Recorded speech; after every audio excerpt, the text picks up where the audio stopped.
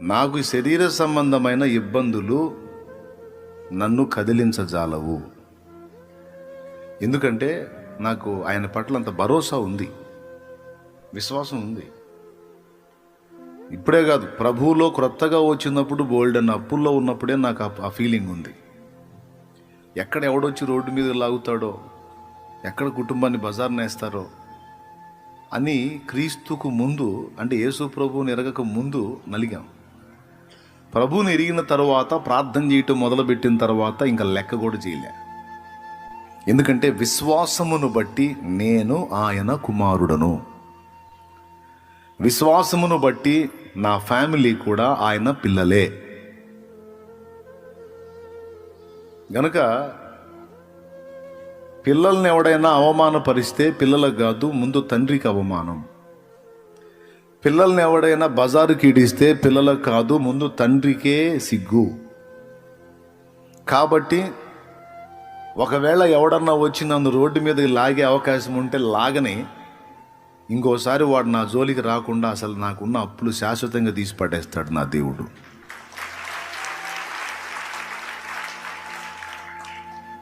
వీటి వల్లే కదరా నువ్వు ఇంత బాధపడుతున్నావు, వీటి వల్లేగా, ఈ అప్పుల వల్లేగా నా బిడ్డ ఇంత బాధపడుతుంది, అసలు తీసి పడేస్తాను అని ఇంకొకడు ఎవడు నా ఇంటి ముందుకు రాకుండా తీసేస్తాడు. దానికోసం ఏ అద్భుతమైనా చేస్తాడు. అట్లా కూడా చేస్తాడా అని అడగండి. చేసినట్టు బైబిల్లో ఉంది. ఎవడైనా నిన్ను బాధ పెట్టి నిన్ను అవమానపరిస్తే వాడు నీకు గొప్ప మేలు చేస్తున్నాడు. వాడికి తర్వాత ఏదన్నా కానుక ఇవ్వడానికి సిద్ధం చేసుకో. నిన్ను రోడ్డు మీదకి లాగడానికి, అవమానపరచడానికి, నిన్ను చీదర చేయడానికి ఎవడైనా ట్రై చేస్తున్నాడు అంటే వాడికి ఇవ్వడానికి ఒక కానుక రెడీ చేసి పెట్టుకో. ఎందుకంటే వాడు నిన్ను కదిలించుకొని, వాడేమో శాపాన్ని తెచ్చుకుంటాడు, నిన్ను కదిలించి నీకు ఆశీర్వాదాన్ని తెస్తాడు వాడు. డౌట్ లేదు. నిన్ను అనవసరంగా వాడు డిస్టర్బ్ చేసి ఎవరిని కదిలిస్తాడు? దేవుణ్ణి కదిలిస్తాడు. దేవుణ్ణి కదిలించినప్పుడు ఆయన ఏం చేస్తాడు? నిన్ను కదిలించిన వాడికేమో కోటింగు, నీకేమో సహాయం. ఈ మాట చెప్తున్నావు, నిజమేనా అంటే నిజమే, బైబిల్లో ఉంది. అందుకే ఎవడైనా నన్ను రోడ్డుకు లాగుతూ అవమానంగా నా గురించి ప్రచారం చేస్తుంటే వాడి పట్ల నేను ఎంతో అద్భుతమైన ప్రేమ భావంతో చూస్తూ ఉంటాను. థ్యాంక్ యూ బ్రదర్ అని. ఎందుకంటే నువ్వు చాలా చేస్తున్నావు నాకు మేలు. నాకు మేలు చేయటానికి నువ్వు త్యాగం చేసుకుంటున్నావు సోదరుడా. నాకు మేలు చేయటానికి నువ్వు బలి పశువుని చేసుకుంటున్నావు. నిజంగా నువ్వు ఎంతో గొప్పవాడివి అని తృప్తి చెందుతా. ఇది నేను అబద్ధం చెప్పట్లా, నిజమే చెప్తున్నా. నిజం చెబుతున్నా నేను. నా గురించి ఎవడైనా అవమానపరచాలని తిప్పలు పడితే, నన్ను అభ్యంతరపరచాలని తిప్పలు పడితే వాటికి కోటింగ్ పడిద్దిగా. అది ఏ రూపంలోనన్నా పడని, ఖచ్చితంగా పడిద్ది. అప్పుడు వాడు బలి అవుతున్నాడుగా. వాడు నన్ను అలా ఇబ్బంది పెట్టినందున దేవుని కనికరం నా మీదకి వస్తుందా లేదా? వచ్చినందువల్ల నేను దీవించబడుతున్నానా లేదా? ఇప్పుడు కష్టపడి నాకు దీవిని తేవటానికి వాడు తన్నులు తింటున్నాడా లేదా? మరి ఇది అబద్ధం ఎట్లా అవుతుంది? నిజమే. ఇప్పుడు ఈ బైబిల్ ఏడుందంటే దావీదు షిమి, మనకు తెలియని స్టోరీ కాదు.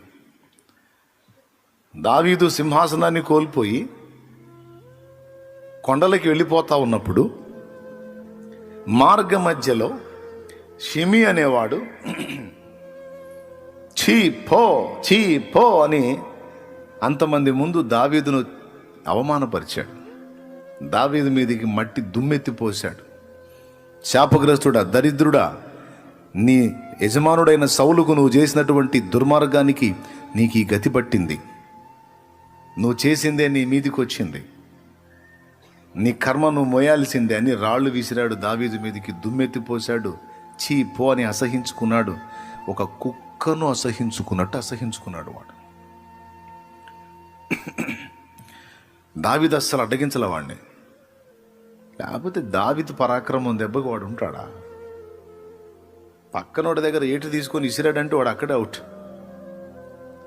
ఏందిరా ఎక్కువ తక్కువ మాట్లాడు రాయ్ అని అలా ఈట తీసుకొని వేసాడంటే ఇంక మళ్ళీ రెండో డైలాగే ఉండదు, వాడికి ఉంటుందా? కానీ ఏమల్లా దావీదు సహోదరి కుమారులు సెరూయా కుమారులు యోవాబు అబీషై ఇద్దరు. ఒకడి కోపం వచ్చేసింది, ఇటు రాజు అటు మేనమామ, రాజు అటు మేనమామ, నొప్పి పుట్టింది. ఏంటి మావయ్య అనలే, దగ్గరికి పోయి రాజా, రాజు అయిన నిన్ను, ఏలినవాడవైన నిన్ను, చచ్చిన కుక్క వంటి వాడైన వాడు ఇంతలేసి మాట్లాడుతుంటే నీకు ఏమనిపించట్లేదా? నువ్వు అను, వాడిని చేరబోయి వాడిని తల ఛేదించి తెచ్చి నీ పాదాల దగ్గర పడేస్తా అన్నారు. ఆ ఇద్దరిలో ఒకడు. వెంటనే దావీదు, సెరూయా కుమారులారా, నాతో నీకేమి, మీకేమి, వానితో మీకేమి?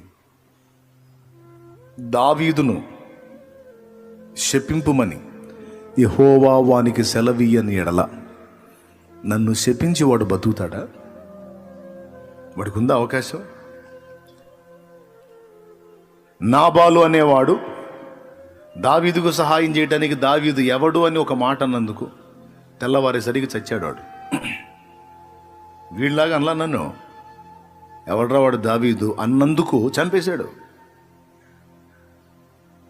నా దేవుడు నన్ను ఒకడు ఒక మాట అంటే నాకు నొప్పి కన్నా ఆయనకి ఎక్కువ నొప్పి. నన్ను ఈట తీసుకొని చంపదూచినటువంటి సౌలు తన ఈట మీద తనే పడి చచ్చేటట్టు చేశాడు. నా దేవుడు నేనంటే ఎంత ప్రేమో తెలుసా ఆయనకి, నేనంటే ఎంత శ్రద్ధో తెలుసా, నేనంటే ఎంత ఇష్టమో తెలుసా. అలాంటి దేవుడే ఈరోజు నన్ను వీడికి అప్పచెప్పాడంటే అది వాడి తప్పు కాదు, ఆయన తప్పు కాదు, నా తప్పు. నేనందుకు అర్హుణ్ణి. ఆయన నన్ను శ్రమ పెట్ట పూనుకుంటే అది పొందటానికి నేను యోగ్యుణ్ణి. నన్ను దేవుడు అన్యాయంగా శ్రమ పెట్టాడు అని నేను అనను. న్యాయమే, నాకు ఆ శ్రమ న్యాయమే, ఈ అవమానం న్యాయమే, ఈ గాయాలు న్యాయమే. వాడిని ఆపొద్దు. వాడికి అప్పచెప్పాడు కానీ నన్ను అభిషేకించుకున్నాడు రా, నన్ను అభిషేకించుకున్నాడు రా. నా అన్నలందరినీ పక్కన పెట్టి గొర్రెల దొడ్డిలో ఉన్న నన్ను పిలిచి నన్ను అభిషేకించుకున్నాడు రా నా దేవుడు.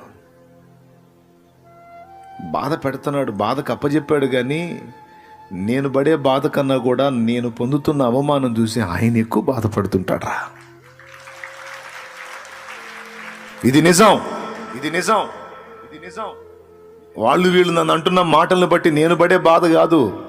నేను ఒకటి ఊహిస్తున్నాను, తనకిష్టమైన దాసుడు ఇలా నింద పాలవుతూ అవమానాల పాలవుతుంటే నాకంటే ఎక్కువగా నా తండ్రి బాధపడుతుంటాడు, నా యజమానుడు, నా ప్రభు బాధపడుతుంటాడు రా. ఇది నిజం. కాబట్టి ఏమో ఆయన కోపం మళ్ళుకొని వాడు తిట్టిన తిట్లను బట్టి నా మీద జాలిపడి మరలా నా పూర్వస్థితి నాకు ఇచ్చునేమో. వాడిని ఆపొద్దురా, నాకు ఫ్రీగా వాడు మేలు చేసి పెడుతున్నాడు అని చెప్పకనే చెప్పాడు. వాడు అని నా దేవుని కనికరం నా మీదకి వచ్చేటట్టు చేస్తున్నాడు రా. దీనివల్ల నాకేమో మళ్ళా సింహాసనం వచ్చింది, వాడికేమో శాపం వచ్చిందిరా, వాడిని ఆపొద్దురా అన్నాడు. ఖచ్చితంగా దావీదు ఎలా అయితే అనుకున్నాడు అలానే జరిగింది. ఇంతసేపు మాట్లాడినటువంటి షిమి మళ్ళా వచ్చి దావీదు కాళ్ళ మీద పడ్డాడు. దావీదేమో పోయి సింహాసనం ఎక్కాడు. ఇచ్చాడు దేవుడు. ఇది ఎరుగుదును నేను, ఇది తెలుసు నాకు. ప్రాణం పెట్టలా నా కోసం. ఇష్టం లేకపోతే పెట్టాడా? ప్రేమ లేకపోతే పెట్టాడా? ఆసక్తి లేకపోతే ప్రాణం పెట్టాడా? శ్రద్ధ లేకపోతే ప్రాణం పెట్టాడా? అరే చచ్చిపోయేంత ప్రేమించిన వాడు నాకుంటే నన్ను అంతలేసి మాటలు ఇతరులు అంటూ ఉంటే ఆయన ఎట్ట చూస్తా ఊరుకుంటాడు? నేనన్నా వదిలేస్తానేమో కానీ నన్ను ప్రేమించే నా ప్రభువు వదలడుగాక వదలడు, అది నాకు తెలుసు. కాబట్టి ఎవడైనా నన్ను అవమానపరిచి ఇబ్బంది పెట్టి రోడ్డుకు లాగి నన్ను శోధించడానికి చూస్తే వాడు నాకు వాడి బ్రతుకుని పణంగా పెట్టి, వాడి జీవితాన్ని పణంగా పెట్టి నాకు దేవుని ఆశీర్వాదాలు దక్కేటట్టు చేస్తున్నాడు. కాబట్టి ఓకే, రాని అప్పులోడు రాని, ఇంకొకటి రాని, ఎవడన్నా రాని, రోడ్డుకు లాగని, ప్రాబ్లం లేదు. అవన్నీ నాకు దీవెనలుగానే మారుతాయి. అందుకే తెగించి ఈ భౌతిక సంబంధమైన, శరీర సంబంధమైన సమస్యలకు ఎదురు తిరిగా, లెక్క చేయలే. విశ్వాసంలోకి వచ్చిన దగ్గర నుండి ప్రభువుని ఎరక్క ముందు కృంగిపోయాం, చచ్చిపోదాం అనుకున్నాం చెప్పాగా. ఆ బాధ పడలేక అలాంటి నిర్ణయాలకు వెళ్ళిపోయాం. ప్రభువులోకి ఎప్పుడైతే వచ్చామో, ఆయన ప్రేమ ఎప్పుడైతే తెలుసుకున్నామో, ఒక నిశ్చయతలోకి వచ్చాం. భయం లేదు ఇక. బాగుంది. మీకు కూడా అదే. మీలో ఎంతమందికి ఇలాంటి విశ్వాసం ఉంది? నిజంగా ఉందా? షో చేస్తున్నారా? కొంతమంది చేతులు ఎత్తలా, పాపం లేదు, యథార్థం ఒప్పుకున్నారు. చిన్నగా వాళ్ళు కూడా ఎత్తుతున్నారు చెయ్యి. అంటే ఎంతమందికి ఉంది విశ్వాసం? అంటే ఏదో చేతులు ఎత్తుతున్నారు కానీ మెల్లగా. ఒక్క మనిషి నీ గురించి పొరపాటుగా మాట్లాడితే బతకనిత్తా? ఎవరికి చెబుతావు నువ్వు ముచ్చట? నాకా? ఒక్క మనిషి నీ గురించి ఇంత బ్యాడ్గా మాట్లాడి తట్టుకుంటా, ఓర్చుకుంటా? అన్నోడి మీద 24 మాట్లాడతావు మళ్ళా నువ్వు. కానీ నాకు తెలుసు దేవుని కృప ఇట్లా చేస్తాడని తెలుసు. కాబట్టి చాలా అప్పులున్నా అవి నన్ను భయపెట్టలా. రాని సామాగ్రి బయట అయినాయి, పర్వాలేదు, అయినాయి. పరువు ఎవరికి పోయిద్ది? పరువు ఎవరికి పోయిద్ది? నాకా, మా నాన్నకా? అది ఎవడన్నా అట్లా చేస్తే బాగుండని కూడా చూసా ఒక దశలో. అప్పుడు ఏం చేస్తాడో చూద్దాం. ఎవ్వడు రాలా. అంత అవకాశం ఎవరికి ఇవ్వాల ఆయన. ఎందుకంటే మాట తప్పడుగా. అది ఒకవేళ అవమానానికి అప్పగిస్తే, మామూలుగా అవమానం లేని జీవితంలో ఒకంత దీవెన అయితే, అవమానం పొందినోడికి 2 దీవెన. ఇప్పుడు టెన్షన్ ఉందా మరి? ఇక చెప్పండి. నేను చెప్పేది నిజంగా నీకు అర్థమైతే ఈ అప్పులు, బాధలు, ఇరుకులు, ఇబ్బంది లెక్క కూడా చెయ్యవు నువ్వు.